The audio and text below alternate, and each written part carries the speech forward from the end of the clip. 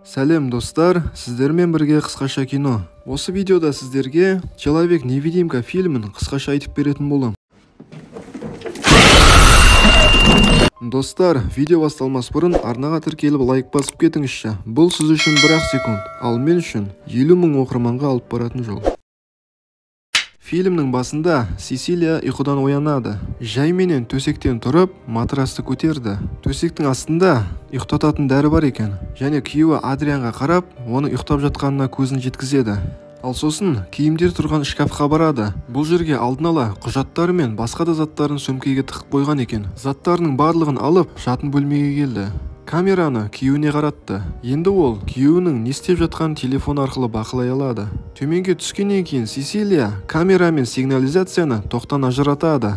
Осыдан кейін дәлізде жүріп бара жатып иттің ыдысын абайсызда теуіп жіберді. Бірақ та күйеуі бұл дыбыстан оянбады. Сесилия киімдерін киіп сыртқа шыққысы келді. Бірақ та ізінен Зевс деген иті жүгіріп келді. Сонда қыз итті мұнда қалдырмау үшін мойнындағы қарғыны шешеді. Сонда ит қашып баратып машинаға соғып кетті. Соның кесірінен сигнализация ойнайды. Сесилия артына қарамастан қаша жөнелді.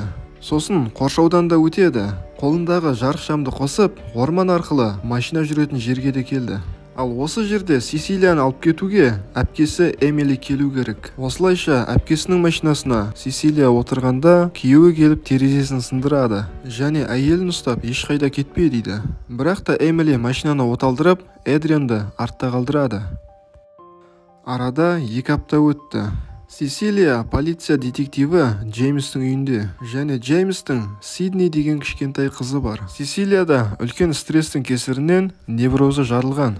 Тіпті ол көшеге шығып, почтадан келген хатты алуға да қорқады. Сосын интернеттен біреу сені аңдымас үшін не істеу керектігін үйренеді. Осылайша ноутбуктың камерасын бояп тастады. Сосын қасына Эмили келді. Сесилия болса Эмилиге қатты ашуланды. Себебі әпкесін аңду арқылы күйеуі өзін тауып алады деп қорқады. Сонда Эмили Сесилияны жұбатып, Андре өз-өзіне қол жұмсады және бүткіл мүлкін саған қалдырып кетті дейді. Сосын Сесилия Джеймс пен әпкесіне өзінің қалай қорқытқанын айтып берді. Және күйеуінен бала көтермес үшін білдіртпей дәрі ішіп жүрген екен. Әйтпегенде баласы үшін ол мәңгілікке Эдрианның қасында қалатын еді. Көптен бері далаға шықпаған Сесилия далаға шығып өз-өзімен қуанады. Джеймс қызымен сөйлесіп жатқанда Сесилия столға газетті қояды. Сөйтсе почтадан мұрагерліктен хат келген екен. Осылайша қыздар Эдрианның адвокатына келеді. Адвокат Эдрианның бауыры екен. Енді мұрагерлікті оқып қараса, Сесилияға $5 миллион және Эдрианның үйі бұйырған екен. Осыдан кейін Джеймс пен Сидниға Сесилия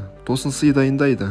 Онымен қоса қыздың оқуына ақшасын қиналмастан төлеп тастаймыз дейді. Сөйтіп олар осындай жақсы жаңалықты тойлағысы келді. Сосын Сесилия заттарды жинап жатқан кезде өзінің дәл артынан біреудің қарап тұрғанын сезеді. Бірақ та артына қарап еді, ештеңе байқамады. Сосын әйел таңғы ас дайындап жатады, ал Джеймс қызымды оятшы дейді. Осы кезде аяқ астынан ас үйде өрт пайда болды. Сесилия дәл уақытында келіп өшіріп үлгерді. Сесилия компьютермен жұмыс жасап жатқан кезде дәлізден шыққан дауысқа алаңдап қалды. Және кіреберістің есігі ашық екенін байқайды. Маңайда ешкім жоқтығына көз жеткізіп есікті жабады. Ал түнде Сидни мен Сесилияның төсеніші өздігінен түсіп кетті. Сонда Сесилия оянып, төсенішті көтеріп жатты. Сонда төсеніштің үстінен бір адам басып тұрғандай аяқтың іздері көрінеді. Сесилия қатты қорыққаннан Джеймсті шақырады. Джеймс келген кезде болған оқиғаны айтып берді. Сонда Джеймс бұл нәрсеге сенбейді және стресс болғандықтан осылай көрінген болар дейді. Таңертең Сесилия жиналысқа келді. Сонда қыздан жасалған жұмысты көрсет дейді. Ал папкасын ашқанда Сесилия жасалған жұмысты таппайды. Сосын қобалжып көптеген сөздер айтты, ал сосын есінен танып құлайды. Ауруханада қызға жақын арада көліктің рөліне мүлдем отырмаңыз дейді. Ал оған дейін тапсырған анализді тексеру керек. Ал сосын үйіне жеткенде Сесилияға ауруханадан хабарласады және есінен танығанның себебі дәріні мөлшерінен тыс ішіп қойғаныңыз дейді. Джеймс пен Сесилия Эдрианның бауырына келді және Томға айтады, менің күйеуіме жеткіз, бізді аңдуын тоқтатсын дейді. Сосын Сесилия бұрын болған оқиғаны айтып береді. Сесилия бұрындары үйден қашқысы келгенде күйеуі, сен менен қаша алмайсың, ал егер қашқан болсаң, мен саған білдіртпей келемін, ал сен бұны мүлдем сезбей қаласың деген екен. Сосын Сесилия Эдриан көрінбейтін адамға айналған болуы мүмкін, себебі ол ғалым еді дейді. Әрине бұл нәрсеге Том да Джеймс та сенбейді. Сосын Том Эдрианның шынымен өлгенін айтып, суреттерін көрсетеді. Я видел его тело. Сосын Сесилия әпкесі Эмилиге қонаққа барады. Бірақ та Эмили Сесилияны жақтырмады. Себебі Сесилия интернет арқылы Эмилидің мұрагерлікке мүше болғысы келетінін айтқан екен. Сонда Сесилия: мен бұлай жасамадым, бұның барлығын Эндрю жасап жүр дейді. Сонда әпкесі Сесилияға ауруханаға барып ем ал деп кеңес береді. Сөйтіп Сесилия интернеттен почтаны қараса, жіберілген хаттардың арасында әпкесіне ауыр сөздер айтылғанын көреді. Сонда қыз еденге жатып жылай берді. Бұндай жағдайын көрген Сидни қызға торт сатып алайық дейді. Сесилия келісіп орнынан тұра бергенде Сидниді біреу ұрып жібереді. Сонда Сидни өзін ұрған Сесилия деп ойлап қалды. Сосын Джеймс келіп Сесилияға: менің қызыма мүлдем жолама дейді. Ал шамалы уақыттан соң бұл жерден кетті.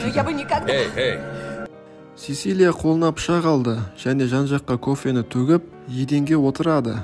Кішкене уақыт отырғаннан кейін Эдрианмен сөйлесе бастады. Сонда Сесилия сұрайды: не үшін маған байланып қалдың? Басқа да қыздар толып жатыр емес пе дейді. Сосын шамалы уақыт отырып, бұрынғы күйеуіне хабарласып көрді. Сонда ол төбеден шыққан қоңырауды естиді.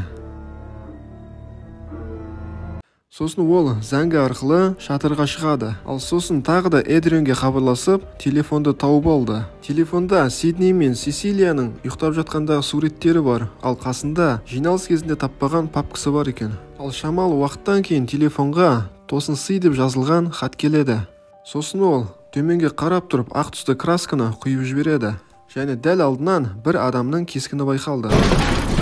Сосын ол шатырдан түсіп, краскідегі із арқылы жүре берді. Осылайша ас үйге келді. Сесилия кранды жабады және бұрыла бергенде оны біреу тамағынан қылқындырып бастады. Осылайша төбелесте басталды. Ал сосын үйден қашып шығып, таксиді шақыртады. Таксистке Эдрианның мекен-жайын айтып, отырғаннан кейін кішкене күте тұруын өтінеді. Сонда қыз құпия сөзді енгізіп, күйеуінің бөлмесіне кіреді. Ішінде біртүрлі құрылыс орнатылған және камера бар екен. Ал тетікті басқан кезде құрылғы өздігінен бір костюм ойлап шығарды. Қыздың көлеміндегі көрінбейтін костюм. Осы арқылы Сесилия Эдрианның шынымен де тірі екеніне көзі жетті. Сонда ит Зевс үрей бастады. Ал қыз болса киімді алып тығылып қалды. Сесилия шкафқа кірді және осының ішіне бір адамның кіріп келе жатқанын байқап, ізді көріп қаша жөнелді. Сосын дереу көлікке отырып әпкесіне хабарласады және кафеде кездесейік деп өтінеді.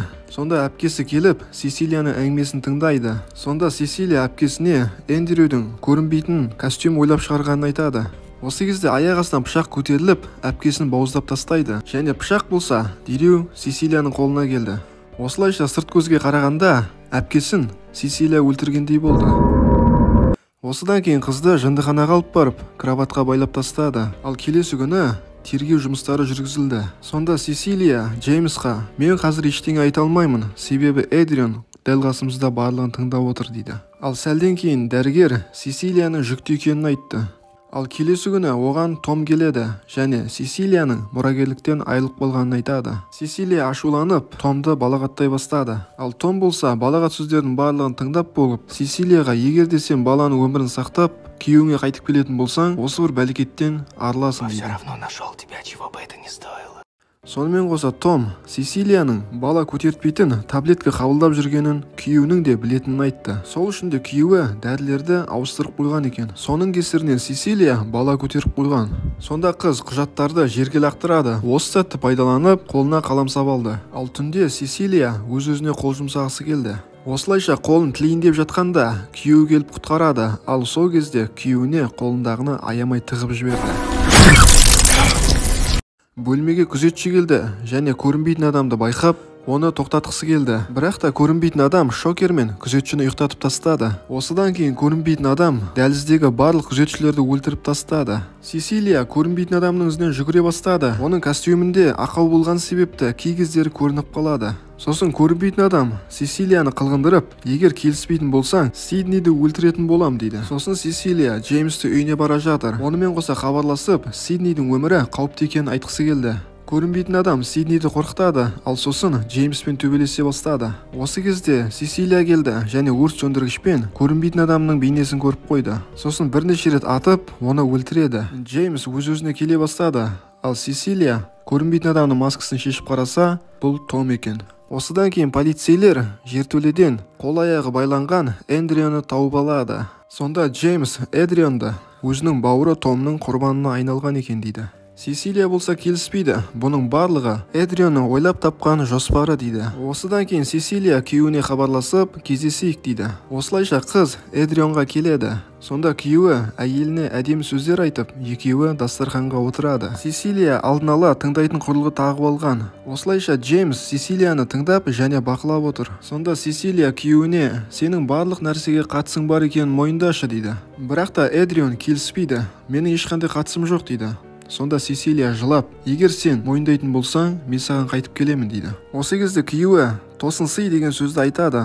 Осының арқасында Сесилия бұл істің барлығына күйеуі кінәлі екенін біледі. Сосын қыз көрінбейтін костюмді киіп Эдрионды өлтіреді. Бұл істі Сесилия камерадан қарағанда күйеуі өз-өзіне қол жұмсағандай етіп жасайды. Ал өліп бара жатқан күйеуіне Сесилия тосын сый деп айтады. Джеймс болса Сесилияның сумкасынан көрінбейтін киімді көрген кезде Сесилияның күйеуін мойындатқызуға бармағанын түсінеді. Сонда Сесилия Джеймстан бұл іс өзін-өзі өлтіргенге ұқсады ма дейді. Сонда Джеймс иә деп жауап беріп Сесилияны жібереді. Осылайша біздің киномыз аяқталды достар. Егер видео ұнаған болса, арнаға тіркеліп лайк басуды ұмытпа. Фильм жайында өз ойыңды комментарийге жаза кет. Ал әзірге аман сау болыңдар достар.